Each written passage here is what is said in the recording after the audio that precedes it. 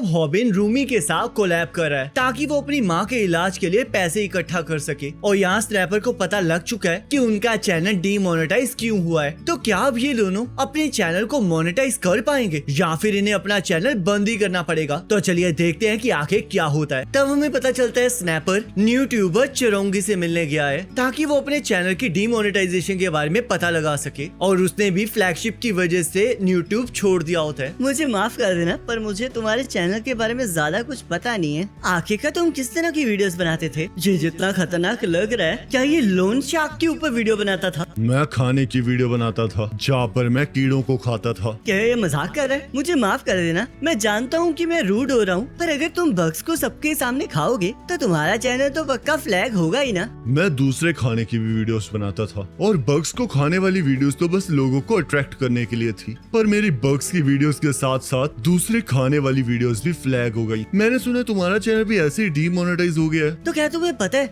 कि फ्लैग से कैसे बचा जा सकता है? मुझे लगता है हमारा चैनल वायलेंस की वजह से फ्लैग हुआ है। तुम्हें गलत लगता है, क्योंकि अगर इस वजह से तुम्हारा चैनल डीमोनेटाइज हुआ होता तो तुम्हारा चैनल फ्लैग नहीं होता, डायरेक्ट डिलीट हो जाता। यकीन मानो, जो तुम अभी फेस कर रहे हो मैं उससे पहले फेस कर चुका हूँ, और मुझे यूट्यूब से इसका जवाब भी मिला था। मेरा चैनल इसलिए डीमोनेटाइज हुआ था क्योंकि मेरे ऊपर कॉपीराइट आ गए थे। क्या तुम मजाक कर रहे हो? क्या तुमने किसी और का कंटेंट उठाकर डाला था? मैंने ऐसा कुछ भी नहीं किया था। तो क्या तुमने उस डीमोनेटाइजेशन को हटाने की कोशिश की? बिल्कुल, मैंने अपने चैनल के थंबनेल्स और वीडियोस को भी चेंज किया है, पर इससे कोई फायदा नहीं हुआ है। तो इसका मतलब बस एक ही है कि तुम्हारे चैनल को भी मेरे चैनल की तरह टारगेट किया गया है। आखिरकार तुम्हारा मतलब क्या है? मैं ये समझ सकता हूँ कि किसी ने हमारी वीडियोस को रिपोर्ट किया हो, पर डीमोनेटाइजेशन के लिए इससे और भी काफी सारी चीजों की जरूरत पड़ती है। मैंने सब कुछ चेक कर लिया है और मुझे कहीं भी ऐसा नहीं लगा कि कोई हमें टारगेट कर रहा है, और वैसे भी हमने तो ऐसा कुछ किया भी नहीं है कि कोई हमें टारगेट करे। तो क्या इसका मतलब तुम्हें भी टारगेट किया गया था? तुमने सही कहा, और बहुत जल्द तुम्हें भी यूट्यूब से क्विट करने पर मजबूर कर दिया जाएगा। तब ये सुनकर स्नैपर बहुत ज्यादा हैरान हो जाता है और उसे कुछ समझ नहीं आ रहा होता कि आखिरकार यहाँ पर चल क्या रहा है। तब यहाँ पर रूमी व्यूअर से आया हुआ डोनेशन के पैसे को हॉबिन के साथ आधा आधा कर लेती है और उसे कोलैब के लिए दोबारा से बुलाने लगती है, जिसके लिए हॉबिन तैयार भी हो जाता है। पर तभी हॉबिन रूमी को बताता है कि उसने तो उसे 800 रुपए कम दिए, जिस वजह से रूमी हॉबिन से माफी मांगने लगती है और उसे उसके बचे हुए बाकी पैसे भी दे देती है, जिस वजह से हॉबिन बहुत खुश हो जाता है क्योंकि उसने एक दिन में ही 23,000 रुपए कमा लिए होते हैं। और उसे विश्वास होता है कि अगर वो ऐसे ही कोलैब करता रहा तो वो बहुत जल्द रूमी की मदद से 15.5 लाख भी इकट्ठे कर ही लेगा। पर अब उसके पास पैसा कमाने के लिए सिर्फ 15 दिन ही बचे होते हैं और उसे अपनी पूरी जी जान लगा के उन पैसों को कमाना ही होता है। पर तब हमें पता चलता है कि रूमी को तो इससे कोई मतलब नहीं होता, क्योंकि वो तो बस हॉबिन को इस्तेमाल कर रही होती है और उसे पता होता है कि हॉबिन का चैनल बहुत जल्दी बंद हो जाएगा, जिस वजह से वो एक लूजर के साथ ज्यादा कोलैब वीडियो बनाने में इंटरेस्टेड नहीं होती। तो इसलिए वो हॉबिन के साथ तब तक कोलैब करना चाह रही होती है जब तक उसे नया बकरा नहीं मिल जाता। पर अंदर ही अंदर उसे ये चीज अच्छी नहीं लग रही होती, क्योंकि उसे खुद भी पैसों की जरूरत होती है, तो इसलिए वो पैसे कमाने के लिए कुछ भी कर सकती है। तब वो डाइजेशन की दवाई को देखकर ये सोचने लगती है कि आखिरकार हॉबिन को कैसे पता चला कि वो बीमार है। तब हम यहाँ पर गाउल को देखते हैं जो कि अपने फादर के साथ मिलकर खाना खा रही होती है और उसे इस बात की चिंता हो रही होती है कि आखिरकार हॉबिन 15.5 लाख का इंतजाम करेगा कैसे, जिस वजह से वो अपने फादर से 15.5 लाख की डिमांड करने लगती है। क्या तुम पागल हो? क्या तुम्हें लगता है कि पैसे पेड़ों पर उगते हैं? मुझे तो लगा था कि तुम 150 से 200 रुपए मांगोगी, जिसे देने के लिए मैं तैयार भी हो जाता, पर तुमने तो एक बारी में ही 15.5 लाख मांग लिए। लगता है ये सारा कुछ हॉबिन का काम है। तो क्या तुम अब ये चाहती हो कि मैं घर के लिए बचाए हुए पैसों को उसे दे दूं? हाँ, मैं बिल्कुल यही चाहती हूँ। अपनी बकवास बंद करो। मैं किसी भी स्कैम्ड आर्टिस्ट को अपना पैसा नहीं दूंगा, और तुम मुझसे इन सभी चीजों की उम्मीद तो करना ही मत। और अगर तुम्हें सच में उस बंदे के लिए पैसे चाहिए ही तो जाओ, जाकर अपने कुछ कपड़े ही बेच दो। तब गाउल को ये आइडिया बहुत अच्छा लगता है, जिस वजह से वो ऑनलाइन जाके कुछ चीजों को बेचने के बारे में सोचती है। तब यहाँ बॉमी अपने काम करने वाली जगह पर 15.5 लाख का इंतजाम करने आई होती है, क्योंकि उसे अपने सर्वेंट्स पे में इतने पैसे मिलने तो गारंटेड होते हैं। तब उसका बॉस उसे कुछ समझाने की कोशिश कर रहा होता है, पर बॉमी बॉमी बिना सुने ही वहाँ से चली जाती है और उसे पूरा विश्वास होता है कि उसके सर्वेंस पे पर उसे इतने पैसे तो मिल ही जाएंगे। पर उसका बॉस उसे ये बताने की कोशिश कर रहा होता है कि अभी उसे काम करते हुए 1 साल भी नहीं हुआ है, जिस वजह से उसे सर्वेंस पे नहीं मिल सकती। तब यहाँ बॉमी हॉबिन की माँ से हॉस्पिटल मिलने चली जाती है। मुझे बहुत ज्यादा खुशी हुई कि तुम हॉबिन की जगह मुझसे मिलने आई, पर मुझे यकीन नहीं हो रहा कि तुम हॉबिन की दोस्त हो। पर अब तुम मुझे डरा रही हो। आखिरकार इस तरह चाकू को कौन पकड़ता है? क्या तुम असैसन हो? तब बॉमी कहती है। मुझे माफ कर देना, मैं तो बस टीवी पर लोगों को देखकर कॉपी कर रही थी। तब हॉबिन की माँ कहती है। तुम्हें देखकर तो मुझे ऐसा लगा था जैसे कि तुम मुझे मेरे कर्जों को ना चुकाने की वजह से डराने आई हो। पर मैं तब बहुत ज्यादा सरप्राइज हुई थी जब मैं हॉस्पिटल में तुम्हारे साथ टकराई थी। मुझे ये पता तो था कि हॉबिन की कोई फ्रेंड हॉस्पिटलाइज हुई है, पर मुझे ये नहीं पता था कि वो तुम थी। और हाँ, मेरा बेटा सच में बहुत ज्यादा लकी है कि तुम जैसी क्यूट गर्ल उसकी दोस्त है। जिस वजह से बॉमी शर्माने लगती है। वैसे तो एक और बड़ी अजीब सी चीज हुई है। जब से तुम यहाँ पर मुझसे मिलने आई हो तब से ये नर्सेज पता नहीं क्यों मुझे बहुत अच्छे से ट्रीट करने लग गई हैं, क्योंकि पहले तो ऐसा कभी भी नहीं हुआ था। तब नर्स बॉमी के फादर के बारे में बताने लगती है, पर बॉमी उसे चुप करा देती है ताकि उसका सीक्रेट बाहर ना आ जाए। तब नर्स उसे बताती है कि उसके फादर उसे ढूंढ रहे हैं, जिस वजह से बॉमी वहाँ से अपने फादर से मिलने चली जाती है। और यहाँ पर हम देखते हैं कि हॉबिन की माँ को ये एहसास हो चुका होता है कि बॉमी डॉक्टर की ही बेटी है। तब बॉमी वहाँ पर अपना फोन भूल चुकी होती है और ऊपर से उसने अपने फोन को अनलॉक ही छोड़ दिया होता है, जिस वजह से हॉबिन की माँ उसके फोन को उठा लेती है और यूट्यूब पर कुछ वीडियोस को देखने लगती है, जिस वजह से वो एक लड़ाई की वीडियो देखकर हैरान हो जाती है। तब हॉबिन अपनी माँ से मिलने वहाँ पर आ जाता है और हॉबिन की माँ उससे पूछने लगती है कि आखिरकार वो यूट्यूब पर करता क्या है, जिस वजह से हॉबिन डर जाता है और उसे लगने लगता है कि उसकी मॉम ने उसकी लड़ाई वाली वीडियोस को देख लिया, जिस वजह से वो डर के मारे अपनी मॉम के हाथ से उस फोन को छीन लेता है। और जैसे इस वीडियो को देखने लगता है जो उसकी मॉम देख रही थी, वैसे वो पूरी तरह से हैरान हो जाता है। तब हम यहाँ पर चिरोंगी और स्नैपर की बातचीत देखते हैं। तुम्हें भी मेरी तरह यूट्यूब को क्विट करने के लिए फोर्स कर दिया जाएगा, क्योंकि जब मेरी सारी वीडियोस फ्लैग हो गई थी तो उसके बाद मैं न्यू कंटेंट नहीं बना पाया और तब मुझे पता चला कि किसी ने मेरे चैनल जैसा बिल्कुल सेम टू सेम चैनल बना लिया है। तब यहाँ हॉबिन के वायरल हिट यूट्यूब चैनल की तरह किसी और ने वायरल हुक नाम का एक चैनल बना लिया होता है, जिसे देखकर हॉबिन हैरान हो जाता है। और वहाँ पर भी हॉबिन के चैनल जैसी ही वीडियोस डाली गई होती हैं, जहाँ पर एक बंदा बिल्कुल हॉबिन की तरह दिखाई दे रहा होता है, पर हॉबिन को ये देखकर कुछ समझ नहीं आ रहा होता। मैंने अभी अभी वीडियो को अपलोड कर दिया है और इसमें कोई भी प्रॉब्लम नहीं होने वाली। मैं तो बस ये चाहता हूँ कि कंपनी बहुत अच्छे से काम करे और मुझे पूरा यकीन है कि हम बहुत जल्द अपने चैनल पर सब्सक्राइबर्स को भी इकट्ठा कर लेंगे। पर मेरे लिए इस तरह एक नूब की तरह एक्टिंग करना बहुत ज्यादा मुश्किल है।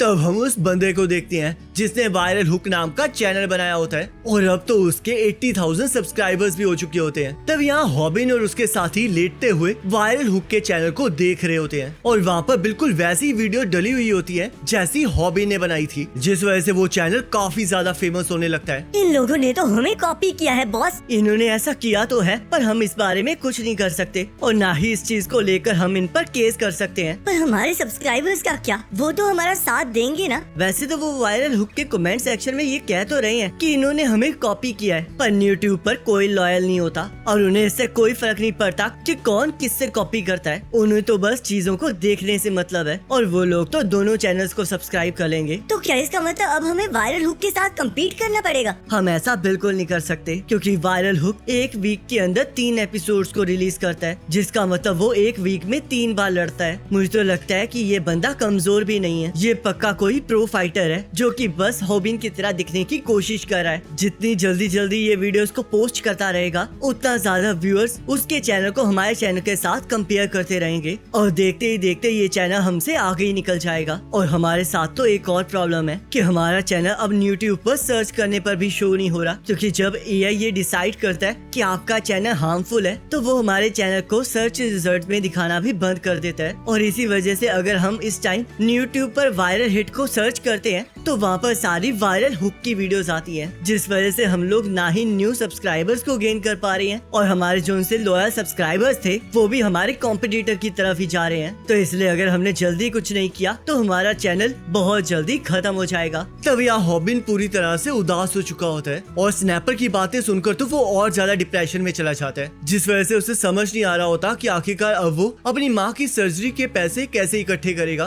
तब गोल उसे हौसला देने लगती है, पर स्नैपर पर उसे इस टाइम हॉबिन को अकेला छोड़ने के लिए कह रहा होता है और उसे उन वीडियोस को एडिट करने के लिए कहता है जो उन्होंने पहले बनाई थी, ताकि वो उन लोगों को अनसब्सक्राइब करने से रोक सके जो कि अभी भी उस चैनल पर सब्सक्राइब्ड है। तो गर्ल सबको बताती है कि वो इस टाइम एडिट नहीं कर सकती, क्योंकि जब वो हॉबिन की मदद करने के लिए पैसे इकट्ठे करने का कोई इंतजाम कर रही थी, तब उसने ऑनलाइन अपने लैपटॉप को बेचने की कोशिश की, पर बायर उसे स्कैम करके उसका लैपटॉप लेके भाग गया, जिसे सुनकर हॉबिन और स्नैपर दोनों ही हैरान हो जाते हैं। और ये सुनकर हॉबिन और ज्यादा डिप्रेशन में चला जाता है और खुद को मार डालने के बारे में सोचने लगता है। हॉबिन देखो, गोल भी तुम्हारी मदद करने के लिए अपना बेस्ट दे रही है, तो इसलिए तुम्हें भी अपने आप के लिए खड़ा होना होगा। पर मैंने तो उसे अपनी मदद करने के लिए कहा ही नहीं। तब हॉबिन को कुछ समझ नहीं आ रहा होता कि आखिरकार वो उस टाइम कह क्या रहा है। वो उन लोगों को दुख नहीं देना चाह रहा होता, क्योंकि वो इस लेवल तक उन्हीं की मदद से पहुंचा होता है, पर वो उन्हें और ज्यादा हर्ट होते हुए नहीं देख सकता, जिस वजह से वो उन्हें अपने आप से दूर करने की कोशिश करने लगता है। तब हॉबिन की बेकार सी बातों को सुनकर स्नैपर को गुस्सा आ जाता है, पर हॉबिन उसकी बातों पर ध्यान ना देते हुए वहाँ से चला जाता है और गोल से ये वादा करता है कि अगर चोर ना पकड़ा गया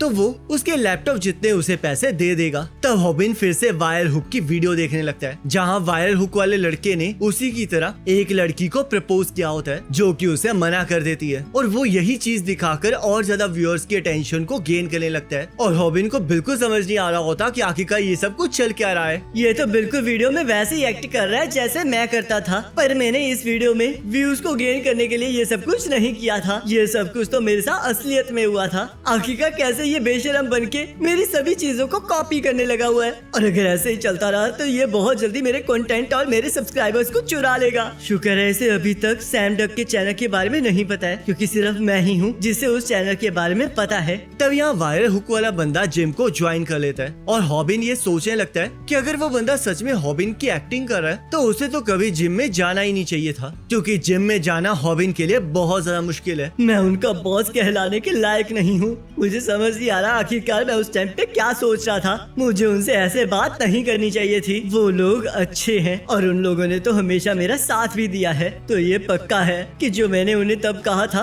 उसके बाद वो मुझ पर कभी भरोसा नहीं करेंगे। मुझे ये तो समझ में आता है कि स्नैपर मेरे साथ क्यों अच्छा है, पर आखिरकार गोल मेरे साथ अच्छे से बिहेव क्यों कर रही है? आखिरकार उसे मुझ में दिखता क्या है? तब बॉमी आकर हॉबिन के ऊपर बैठ जाती है और हॉबिन को समझ नहीं आ रहा होता कि आखिरकार बॉमी हॉस्पिटल में कर क्या रही है, क्योंकि उसकी लात तो बहुत पहले ही ठीक हो गई थी। तब बॉमी हॉबिन को हौसला देने लगती है, पर हॉबिन का उसके साथ बात करने का बिल्कुल मन नहीं होता और वो बहुत ज्यादा इरिटेट फील भी कर रहा होता है। तब बॉमी हॉबिन को बताती है कि वो अपने सर्विस पे के जरिए उसके माँ के बिल को भर देगी, जिस वजह से उसे पैसों की चिंता करने की कोई जरूरत नहीं है। तो ये सुनकर हॉबिन को ये समझ नहीं आ रहा होता कि आखिरकार बॉमी उसके लिए चिंता क्यों कर रही है, क्योंकि वो लोग तो बस पुराने कोवर्कर्स हैं और उससे पहले तो वो लोग एक दूसरे को जानते भी नहीं थे। स्नैपर, गोल, बॉमी ये लोग बहुत अच्छे हैं और मुझे लग रहा है कि मैं बस उनकी काइंडनेस का फायदा उठा रहा हूँ, क्योंकि मैं इसके बदले में इनके लिए कुछ नहीं कर सकता, और शायद इसी वजह से मुझे बहुत ज्यादा अनकंफर्टेबल महसूस हो रहा है और मैं इन्हें समझ नहीं पा रहा हूँ। मैं बिल्कुल भी स्पेशल नहीं हूँ, तो आखिरकार क्यों ये लोग मुझसे अच्छे से बात कर रहे हैं? तो हॉबिन बॉमी को समझाता है कि उसने अभी तक 1 साल तक काम नहीं किया है, जिस वजह से उसे सर्वेंट्स पे नहीं मिलने वाली, और तभी वो वहाँ से चला जाता है। तब ये सुनकर बॉमी उदास हो जाती है और उसे समझ नहीं आ रहा होता कि आखिरकार अब उसे क्या करना चाहिए। तब यहाँ हॉबिन को अपनी माँ की बात याद आती है, जिन्होंने उसे बोला होता है कि वो नहीं चाहती कि हॉबिन भी बाकी यूट्यूबर्स की तरह फाइटिंग की वीडियोस डाले, जिस वजह से हॉबिन ये सोचने लगता है कि क्या अब उसे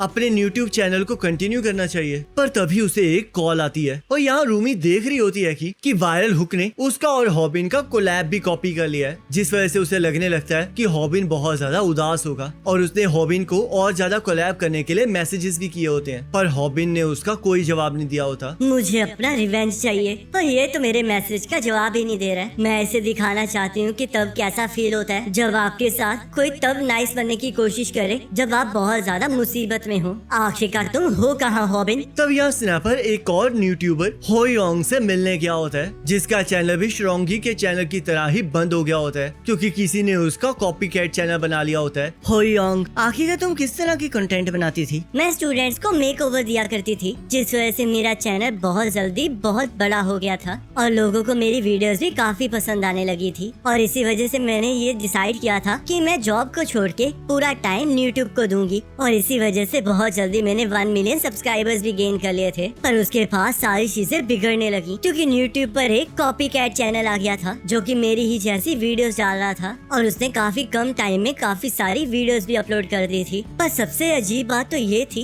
कि उस चैनल के आते ही मेरा चैनल फ्लैग हो गया था और मुझे समझ नहीं आ रहा था कि आखिरकार ऐसा क्यों है, क्योंकि मेरे चैनल पर कुछ भी ऐसा नहीं था जो कि यूट्यूब की पॉलिसी को वायलेट करे। और क्योंकि यूट्यूब भी मेरा इनकम सोर्स था तो मेरी पूरी जिंदगी बिखरने लगी, जिस वजह से मुझे बहुत ज्यादा स्ट्रेस भी होने लगा और मैं पूरी तरह से टूट गई और उन लोगों को हर्ट करने लगी जो मेरे करीब थे, क्योंकि मैं किसी से भी बात नहीं करना चाहती थी। तो इसका मतलब तुमने इसी वजह से अपने चैनल को बंद किया क्योंकि वो कॉपीकैट चैनल तुम्हारे चैनल से भी बड़ा हो गया था? नहीं, मैंने उस चैनल को बंद कभी नहीं किया। जब आप उस कॉपीकैट चैनल की वजह से अपनी सारी उम्मीदों को खोने लगते हैं तब आपसे कोई मिलने आता है और वो कोई नया कॉपीकैट यूट्यूबर होता है जो कि आपके चैनल के बदले में आपको पैसे ऑफर करता है और वो इतने ज्यादा होते हैं कि आप चाह कर भी उन्हें मना नहीं कर पाते क्योंकि उस टाइम पर आपको पैसों की बहुत ज्यादा जरूरत होती है। तुम सही कह रही हो, क्योंकि अगर कोई मुझे इतने पैसे देगा तो मैं तो इस ऑफर के लिए मान ही जाऊंगा। तो इसका मतलब तुम ये कहना चाह रही हो कि इन सब के पीछे किसी ऑर्गेनाइजेशन का हाथ है जो कि हमारी वीडियोस को फ्लैग और डीमोनेटाइज कर रही है। तब हम यहाँ पर देखते हैं हॉबिन को जिसका कॉल आया होता है वो वायरल हुक का ऑनर होता है और उसने हॉबिन को उसके चैनल के बदले में